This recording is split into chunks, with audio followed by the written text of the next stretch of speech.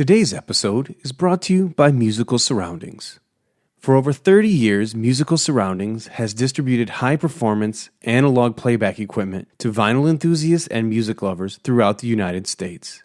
Based in Oakland, California, Musical Surroundings represents world-class brands like Clear Audio, Hanna, DS Audio, and their own line of Musical Surroundings phono preamplifiers.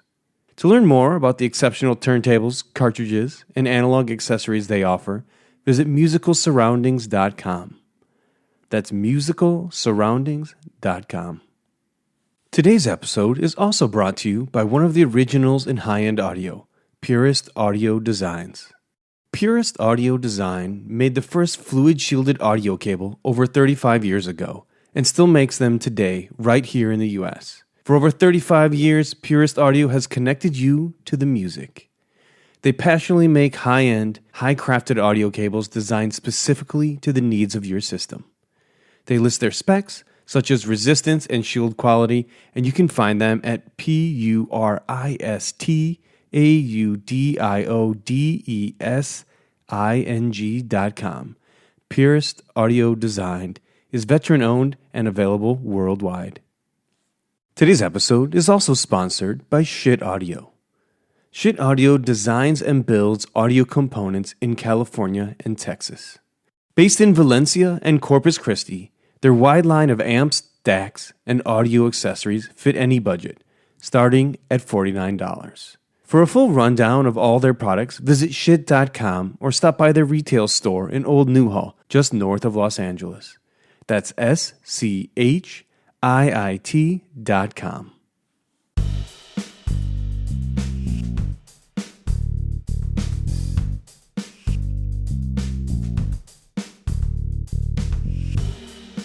Hello, friends. You have reached the Occasional Podcast, Season 6, Episode 4. How records are made, or more eloquently, how vinyl is pressed. We're not talking about recording artists here. We're talking about how the physical record is made, mastered, put together, all thanks to the help of our friend Dave McNair of McNair Mastering. He's appeared on a couple other podcasts, but this specific subject he has a very in-depth knowledge of, so we thought we would probe his brain. He gave us a lot of information. It's actually one of my favorites we've done so far. There's just a lot of interesting information out there in terms of how the physicality of a record is made. It's such a genius level of innovation over the years that they put together before we had digital, before everything was easily boiled down to zeros and ones. We had to physically take sound and put it into a spinning black disc.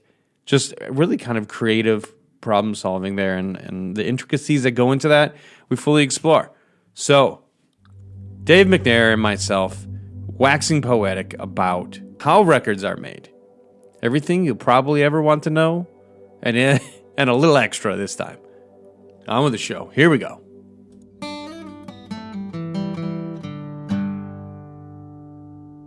Today's show is also sponsored by Wharfedale. For nearly 90 years, Wharfedale has built loudspeakers for music lovers all over the world.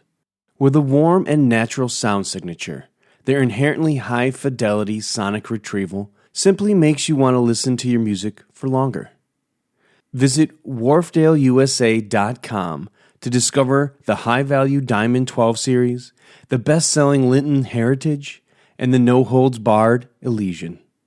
That's WHARFEDALEUSA.com.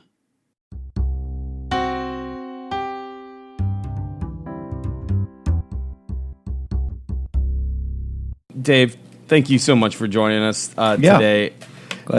We've spoke about a couple of different subjects in the past, but one of the things I wanted to touch on today, which is kind of one of your fortes, I feel like, and that is how are records made? Oh, yeah. You seem to have a pretty good history with records, vinyl, as we call it in the industry. And I was just kind of wondering if you could take us through a walkthrough of what the actual process of cutting a record is. Okay. Most audiophiles are probably aware that almost all records now are cut from a digital source file, even remasters and reissues. I mean, once in a while, somebody like Bernie Grundman will dig up a tape. But the first thing you have to understand is that no one mixes to tape anymore. They haven't since like 2000, 2001. So basically, we've had 20 years of totally digital. So I see people on forums, audiophile forums on Facebook and stuff, and say that, like, the record wasn't cut from tape, it's, crap or something like that. And I don't agree with that at all. In the old days of tape, the process of EQing and deciding on the level of each song, and maybe a little compression if they wanted that for sonic reasons, that was done at the same time as the lacquers were cut. It had to be done in real time. It was complicated. It was crazy making. If you blew one move halfway through the side, you got to start over again. So, and remember, you have to do this all in real time, because once the side starts, you can't stop. So it's infinitely easier in digital because you master, let's say you're going to do a 10-song album, 5 songs on each side. You master the whole thing first. And this is the other interesting thing. Even if, 1 out of 100 projects I get are on tape, I'm still going to master it to digital before I cut it. Because it's just way easier, and you can actually accomplish more extensive sonic things. So let's say, for example, that the program material was too S-y. The S's and the T's were too much. Mm-hmm. Well, if you cut from tape, it all has to be real time. So you got to put a de-esser on it. If you master it first to digital and then cut it, you can go in and each S and T and individually de-ess those so that you don't have a de-esser sitting across the entire program material. So this is kind of why Miles Shoel at Abbey Road with the half-speed stuff, he whatever the mix files start out, he always cuts his half-speed from digital. So you have a mastered file, 5 songs on one side, 5 songs for the other side, and you then duplicate that to another set of tracks, and you advance that in time, in my lathe, 900 milliseconds, just shy of 1 second. Why is that? Because you're going to feed the advanced program material, which is called the preview, to the computer that changes the speed the cutting head goes across, and also instructs the cutting head to go up and down strategically. Because this doesn't have anything to do with the sonics of it. It has to do with what some people might term groove packing. So if you have a long side, you want to nestle the grooves together as close as possible. So if you have almost a second ahead of time for the computer to analyze the frequency content and the level, it can then tell the servo motor that runs the carriage that controls the cutter head to speed up or slow down. So old lathes prior to like early 60s were what are called fixed pitch. You had to make a decision before cutting the side how fast you wanted the thing to go across. And what you did is there was a little formula, and you looked at the level, the average level, you calculated how long the side was going to be, and then you just did a setting that, you had many different settings, and it's specified in lines per inch. So maybe you just set it at 180 lines per inch, or 200 lines per inch. And that would move across at a steady rate. But what it means is it's going to, when the program material gets really quiet, there's going to be a lot of land in between the grooves. Because you've had to set it to go across for the worst case scenario, which is the loudest parts, the grooves don't kiss each other. And that's a function of how fast this thing is going across the lacquer. Because it's one continuous groove, and when you drop the head, unlike a turntable playing back the thing, there's nothing to move the needle except the motor that moves the carriage across. Okay? Mm-hmm. It's not the tone. There's no tone arm that just the groove carries it across the record. You're cutting the groove on a blank surface, and so you have to decide how fast this thing is going to go across. And how fast it goes across is going to determine how much space between the grooves, which is called the land, is. So somewhere in the 60s, they figured out that we can come up with a rudimentary computer that will look at the level and will ahead of time speed this up so that the next rotation where it gets loud, we're far enough apart from the previous groove to not run them into each other. Wow. And then when it gets quiet again, then the carriage slows down to pack the grooves real close together.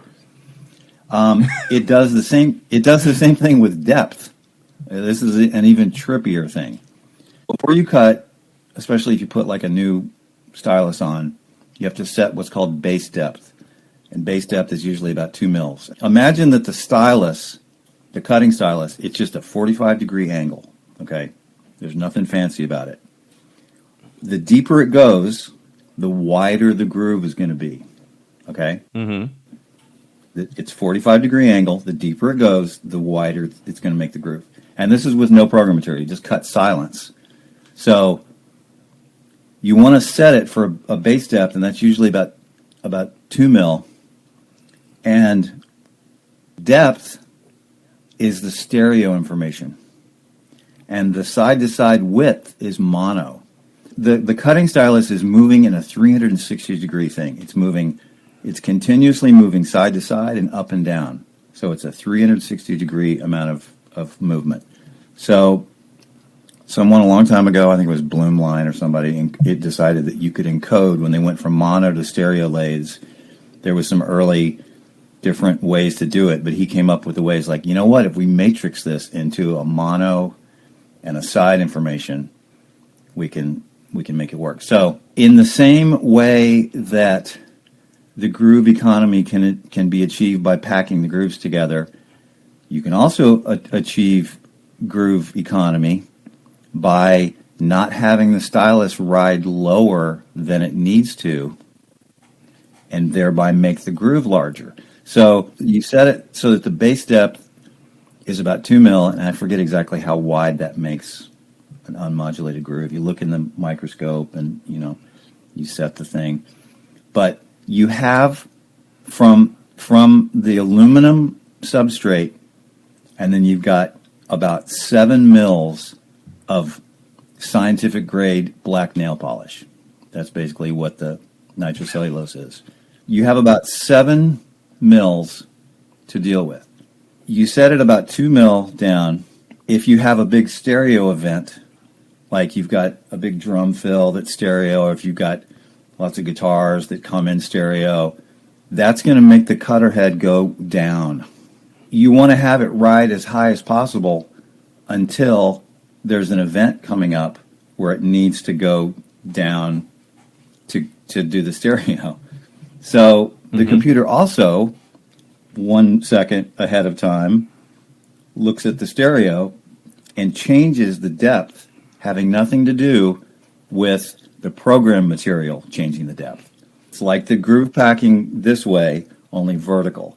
So it goes, okay, there's a big event coming up, and we know it's gonna have to go down and come back up. So we're gonna plunge it lower. Maybe we'll plunge it to 4 mil or 5 mil, and it digs a little bit and then comes back up.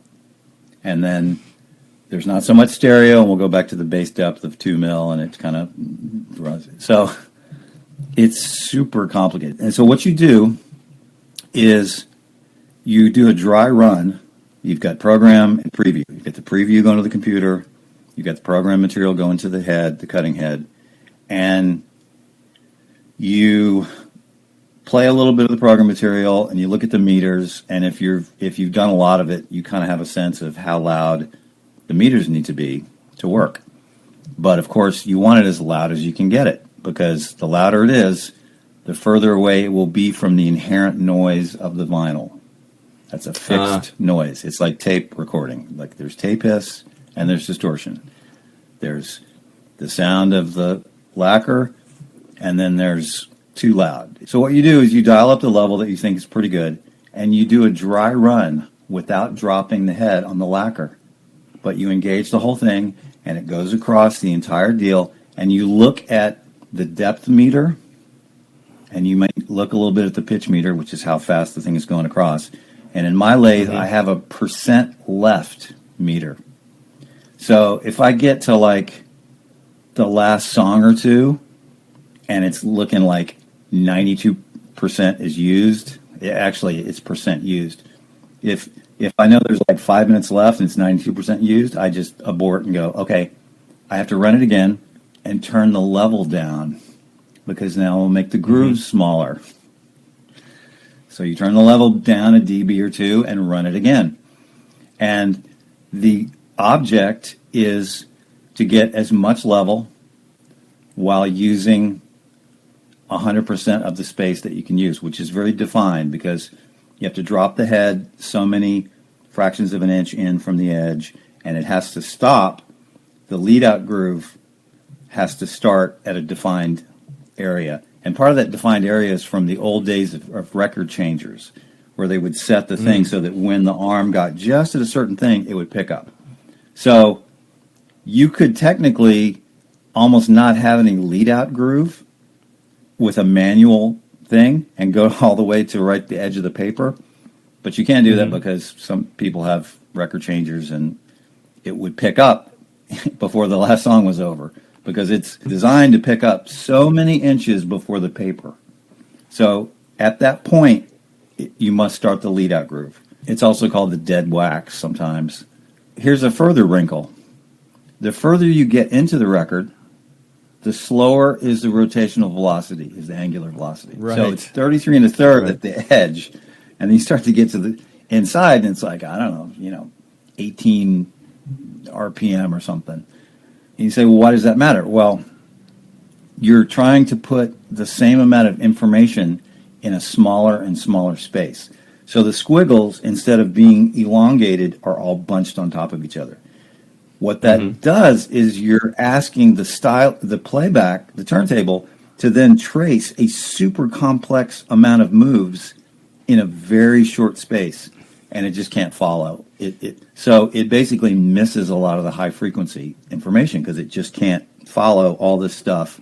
That's why you have what's called inner groove loss, and in some cases distortion. Like if you have a hot S or a T or a cymbal or something that's on one of the last songs, that groove shape is so extreme within a short period of time that you can cut it, but the cartridge needle can't trace it accurately, and it creates distortion. Yeah. So the distortion is not baked into the cut. The distortion is a byproduct of playing it back. So another thing you want to do is you want to say, okay, if I back down the level even a little bit more, the last song will end at like 89%. So it means I'm not going as far into the danger territory. So you have to decide, do I want more level and go all the way? Or can I live with a little bit less level but not go so far? Of course, the way to solve this is, if you're, Radiohead or Beck or whatever, and you're interested in quality and you're willing to spend the money, you put 3 songs on a side. You make a 10-song album, a double album. Fidelity will be higher because you're not even going anywhere near where the inner groove stuff starts to, and you can cut it loud. So that's why people that are interested in quality do double vinyl for, program material that would easily fit on a single record.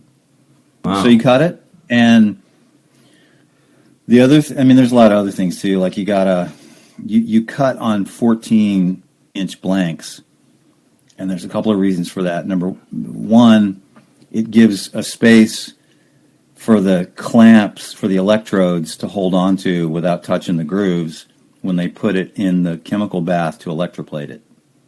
So you cut a 12-inch side, but there's about 2 inches of blank, before the record starts.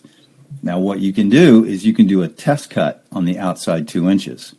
So if you're really experienced and you're really good, or you're doing contract cutting and you're just cutting, fucking 10 sides a day endlessly, an aggregator, you're not going to cut a 12-inch reference. Now, I always cut 12-inch references because I want to know exactly what it sounds like. I don't want to leave anything to chance. But most records have not had 12-inch references cut. They cut a 14, and nobody hears it until the test pressing. But the guy who's cutting it is usually pretty experienced. He's looked at the meters. He knows the depth is not going to go over 4 or 5 mil. He does some tests. He takes a couple of spots that are kind of weird that he saw on the meters and cuts a test cut on the outside. At the very least, even if you don't do a test cut on the outside, you want to cut a couple of rotations of unmodulated groove, in other words, silence, that you play, because that will tell you if the lacquer is shitty or your needles or your cutting needle's worn out. So you cut silence, and then the tone arm on the lathe that's for this purpose and for calibrating the lathe, you play the silence on the outside, listen to it, you go, okay, that's fine. Or it's like, okay, that lacquer sucks, throw it away, get another one. I cut an entire 12-inch reference lacquer that's not meant to be electroplated and pressed, but is meant to be played to hear what the whole thing's going to sound like before I cut the 14. And I usually mail that to the client, but I also take the virgin 12-inch and I do a digital rip. I record the first virgin play of that lacquer. And so I have a file and then have a physical thing. So that if they're like, well, nobody in the band's got a turntable worth a flip, or we're on tour, or whatever, there's a digital file that's a representation of the first virgin play of the lacquer. And because the sound changes a lot. I mean, you have to, if you really care about it, you want to hear what it's going to sound like, because it's never going to sound like the digital, It's going to, I mean, sometimes it sounds better, but it's always going to sound different. I mean, there's definitely a trend towards vinyl now, with a lot of people behind that trend saying, I like it because it sounds better. And there can be a lot of reasons for that, right? And this is obviously one of them. One of the reasons is you kind of have to DS the fuck out of it, or else it's going to either potentially blow up your cutter head or will distort on the playback on the turntable. So that like warmth thing, a lot of that is just the fact that the high frequencies have been somewhat aggressively limited.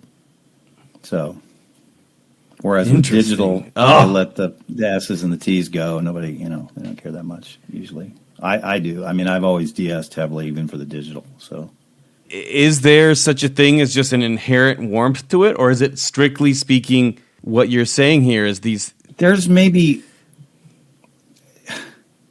It's not inherently that much warmer. I mean, I've heard Miles's half-speed Abbey Road cut of Police Ghost in the Machine is like stone cold.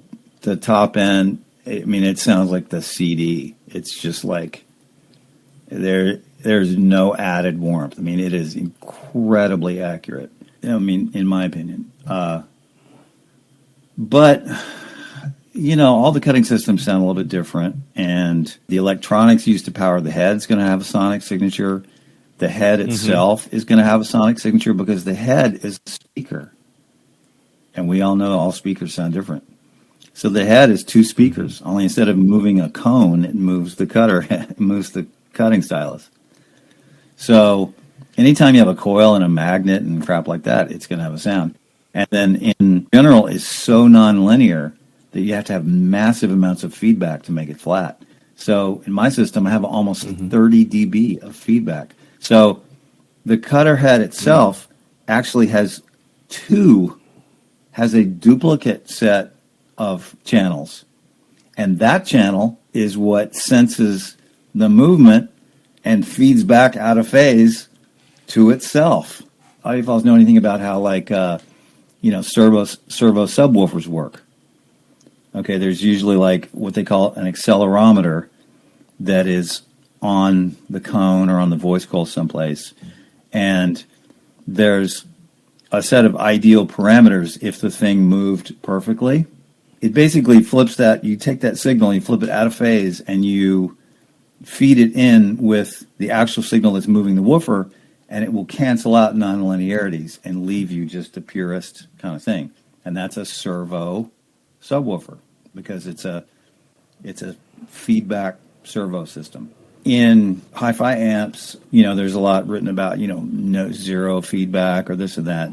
Some of them can sound great, but feedback is it's not an evil thing. And audiophiles that are like, have their zero feedback 8-watt amp and are into vinyl, just realize that vinyl was cut with 30 dB of feedback on the electronics. That's why that was such a surprise to me, for that exact reason you're saying, because it's such a no-no in the amp world, and to have it be apparent in another part of the audio chain comes as a surprise to me. I'll put it this way. The cutter head on a lathe is basically like a Bose 901 speaker that has had brute force to make it cut highs. It inherently, it's like, what? You're telling me I got to cut 16,000 kilohertz or 18,000? And the Bose 901's like, what? You got a bunch of 4-inch drivers and you expect to get a bass or tweeter? Well, we're just going to EQ the fuck out of it, and that's how we'll get bass and treble out of a bunch of 4-inch mid-range. And the cutter head is the same way. It's like a single driver. It has to stop and start physically, 20,000 times a second if you're going to cut a 20K tone. And it doesn't really inherently love doing that. So you have to use feedback and all kinds of EQ and stuff plus the RIAA curve. All right, vinyl is inherently super noisy. So we're trying to get as much space on there as possible, and we know the low end takes up physically a lot of space in the same way that woofers move a lot with low end. Okay, it's a physical thing. So we'll do this. We'll chop all the low end, and we'll boost all the top end, so that then when it's played back, we will reverse image, put the low end back in, but when we bring all the treble down, it reduces the noise. It's just like Dolby. Mm-hmm. So the high-end boost is that way to reduce noise. The low-end cut is to reduce groove space, but it's extreme. I don't know how many people know that it's like an 18 dB boost. So the EQ is extreme. You're 18 dB or 20 dB of cutting, everything below 100 hertz or something. It's a very defined curve. I think it rotates around 1K or something, but the high end, by the time it's like 18K, it's up like 20 dB or something. So if you listen to the lacquer while it's being cut, it's like nothing but super high end. So yeah, it's weird. It's a wonder that it works at all, much less sounds good. That's the thing. It's just.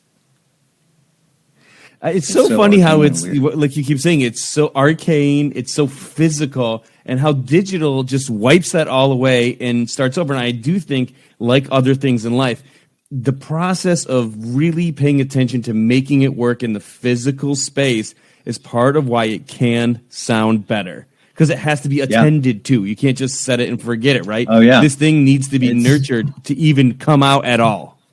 Yeah, I mean, sometimes one thing you could never really do you could do it analog. I know people that will do it with a little click on the last song, but sometimes if it's a long side, meaning like over 22 minutes, sometimes I'll automate a little high-end boost as the side progresses. Like on the last song or two, I'll have an EQ sitting on the whole thing that has nothing to do with the what I did for mastering, and it will just gently, over the course of a couple of those last 5 minutes, lift it a dB and a half or 2 dB above 10K. And that doesn't totally counteract how difficult the cartridge has in playing back the high end on the last couple songs, but it pre-emphasizes the top just a little bit so that it feels less dark as it goes along. Like if you ever it's so slow. You play the whole side, and if you're listening, you don't feel like all of a sudden, oh, it's getting dark, But if you take after the last song or like half of the last song and you lift it and you put it immediately to the first song, you're like, oh, this is bright. This is way brighter. Wow. I mean, the top end just gradually dies as it goes across the record.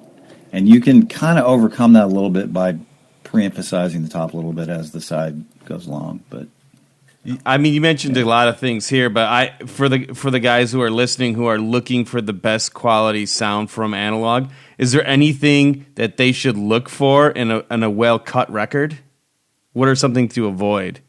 for new records, even with the vinyl resurgence, they're not chefing up, millions of them. So this is not a big deal anymore. But in the old days, when a record would sell, a million or millions or whatever, well, the stampers only last so long. I mean, different people will say different things. Some people say you get 1,000 records out of one. Some people you can push it to 1,500, 2,000, whatever. But they will, over the course of many heat cycles and many heating up and stamping a puck of PVC, that they'll get a little noisy, and the top end. Remember those top end, those squiggles are like 50,000th of an inch. So even though it's metal, it's like nickel, so many stamps and it starts to go south. After you make the lacquer, you then have to decide if you want a one-step or a three-step process. And a lot of people go for a one-step because they just know they're not going to sell more than 1,000 records. It's like, all right, we're lucky to sell 300 records. We're a local band, whatever.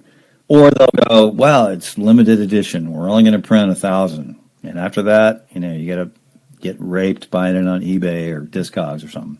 And they'll do that because a one-step is generally higher quality. The way it works is you take the lacquer and you have to electroplate it. When you take the lacquer, which is playable, and you electroplate it once, you get ridges instead of grooves. And those two metal parts can be put in a press, and you can stamp, you can press records. But after those are worn out, the process of electroplating the lacquer ruins the lacquer. So you have to cut more lacquers if you want more stampers.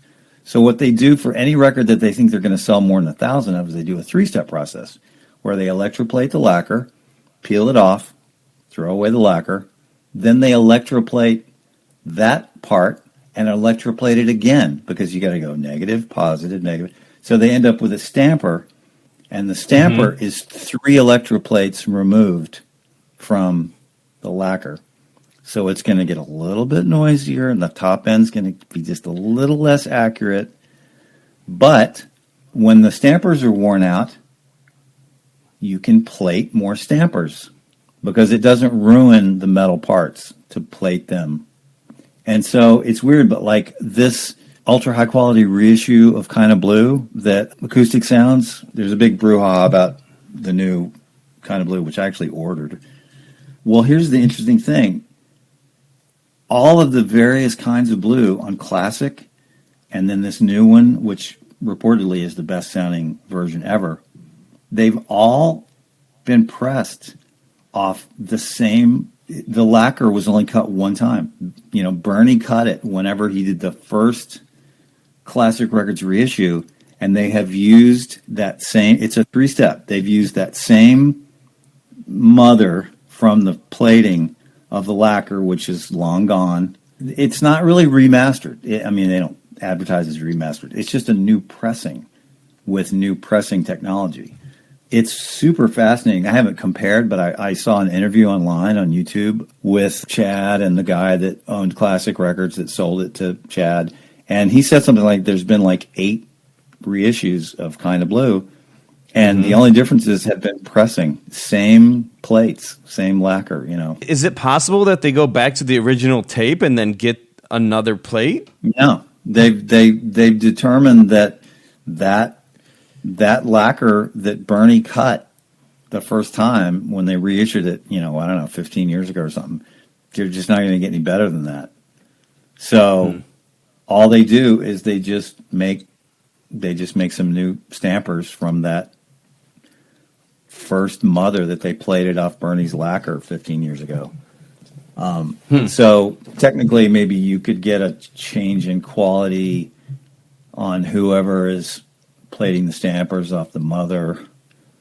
And then certainly the vinyl formulation and the care used and the pressing and all that. I mean, it's really super interesting. This new ultra high quality thing, it's the same mastering, the same lacquer from the first reissue, But everybody says it's amazing, so yeah. So that's actually great, because I was going to ask you about what one step and three step the difference was. Those guys wondering, because they advertise it as such, this is a one step pressing. So now it's obviously something that's been done, hopefully, under 1,000 presses on the same thing. The reason I went to that whole thing was you were asking me about how can you tell if the record's cool or not. Okay, so in the old days, they're all three steps because they were going to press zillions of records. Mm-hmm. And it was very seldom that they would go back and recut lacquers. They would cut lacquers for different parts of the world. So sometimes you would cut all the lacquers in the U.S. and they would make plates and ship them, or they would ship the lacquers, or more frequently, they would cut the lacquers for the U.S. and then ship the tape to Europe or to Japan, and they would actually, do their own mastering. Maybe they'd follow the notes of whatever, and they'd make the parts there. And the reason for that is because the lacquer generally needs to be plated pretty soon after it's cut, within 24 hours or something, or else the grooves have a tendency to want to go back to being not grooves anymore. So you want to plate it right after you cut it, rather than pressing millions of records in the U.S. and shipping them around the world, which costs a fortune because vinyl's heavy. In the 60s and 70s, the tapes just got sent all over the world, and they would cut one for Germany and one for England, and they'd cut Japan and all that, and the tapes would come back to the vault. So for a very popular 70s record, there's the reason that there's Japanese pressings and German pressings is because they were cutting the lacquer in those countries so they could plate them right there and then press up, 50,000 records and then ship them 20 miles. It was all purely a money thing. It's just economics. But after that first run, okay, they don't know if it's going to sell big or not. They're like, oh, it's Michael Jackson. It's, Led Zeppelin 4 or whatever. Like, all right, well, we burned through all the plates and we got to cut more lacquers. There's such a thing as so many times you can, replate the stampers. I don't know how that works, but let's just say you only get a couple of plates and then you're like, all right, we got to cut new lacquers because we need to make fresh mothers and stampers. So they very rarely would go back to the first generation master tape and cut lacquers from scratch because it was a cost thing. So what they would do is when you cut the lacquer the very first time, because remember, it's a real-time process, and the way you do that is, okay, just follow me. It's a little complicated, but so the way you master off tape, you have to play each song, and you have to get the settings. You're like, oh, this one's dark. Well, let's add some top. Like, pull the bass down a little bit. They got boomy on this one. I was like, all right, we need some more vocals. All right, let's bump 1700, whatever. Okay, so there's the setting for that, and I write that down on my 6x9 card. Play the next song, and then you get all your things, and then you go, okay, you write those down, and you do all 5 songs, and you have notes. Then you rewind the tape to the top, and you have duplicate sets of EQs and compressors and de-essers and the whole thing. And you set up the first song on one, play the tape, start the lathe, and then look at your notes and you set up for the next song. And right before the next song comes, you flip a switch and it goes to the next song's EQ. Then you have to look at your notes and set up for the third song while the second song is being cut. And you set all those up. Then you look at the tape. When it's about over, the leader tape between tunes, hit the button and it flips. And so it's a real-time process. And, of course, you you blow the last switch. You got to start over and cut. So what they did is when the mastering engineer would cut the side, okay, in real time. Oh, and by the way, you have to have a tape deck that has a duplicate set of heads. And the tape path is real long, and the preview to the computer is the head that's like a second before the program. So It's a whole deal. And if you look at an old tape deck for cutting, it's got this really weird long path, convoluted path. And it may look like an A80 or an ATR or whatever, but it's got this super long path with a head at the beginning and then the playback head at the regular spot. And that first head is for the preview for the computer.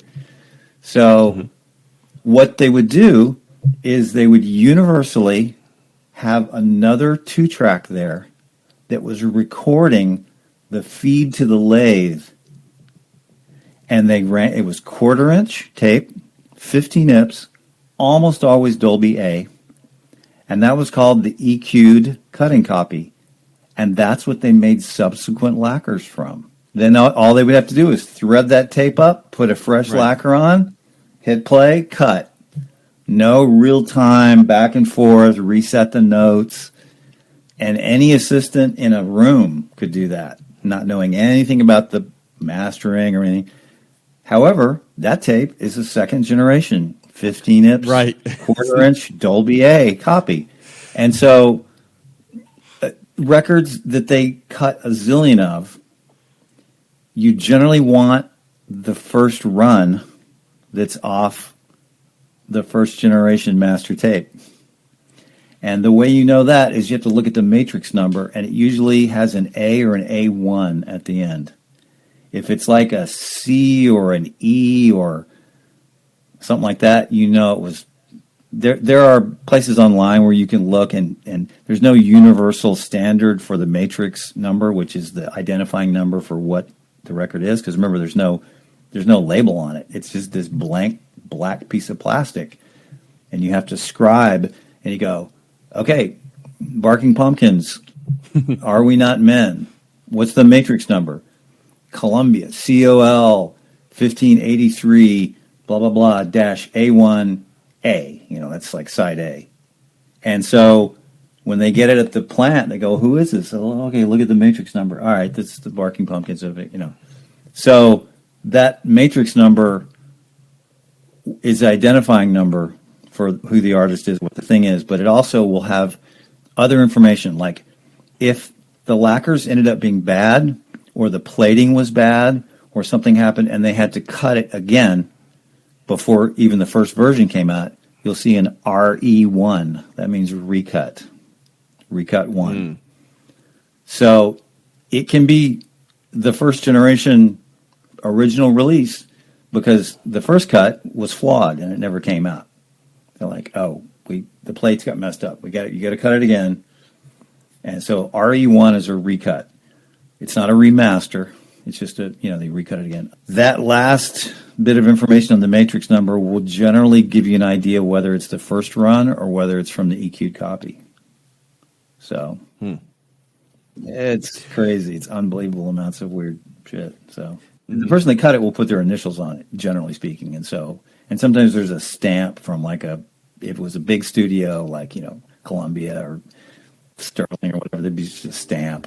But then the initials, sometimes people put their initials on it. So I just had one other question because this comes up sometimes, and I'm just wondering, I know you're not the foremost authority on all things, but I would love to get your opinion on this thing that circulates around. Is there any reason why a colored record would sound worse than a traditional black vinyl record? Is that just all hooey, or is there truth to that? Back when I was a kid and I was buying records when I was a teenager, the guy at the store would be like, don't get the picture disc. It's going to be noisier, Then actually, I think, technically speaking, the quietest should be clear because the black is actually carbon dust that's not added for any reason other than a clear record. You can't see anything on the microscope. It's you got to have black to actually see what the grooves are doing on the microscope. But you don't really have to scope the finished vinyl. So I've bought plenty of records that were, I don't have too many like splatter patterns or anything, but I've got plenty that are like white and yellow and different colors, and I've never noticed them being noisier, so I don't know. Yeah. Debunked. No, I was asking. I just don't know. I mean, they may be a little noisier, but I haven't noticed, so. Dave, you brought light to so many things. Thank you so much. I appreciate it. Yeah, it's crazy. Yeah.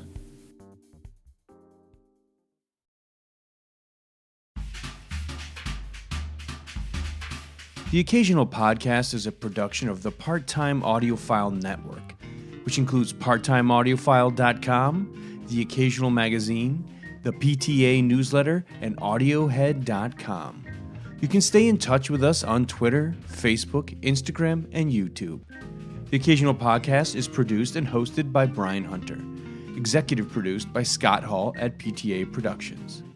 If you haven't already, please subscribe to The Occasional Podcast on iTunes, Google, Spotify, or wherever your favorite podcasts are downloaded.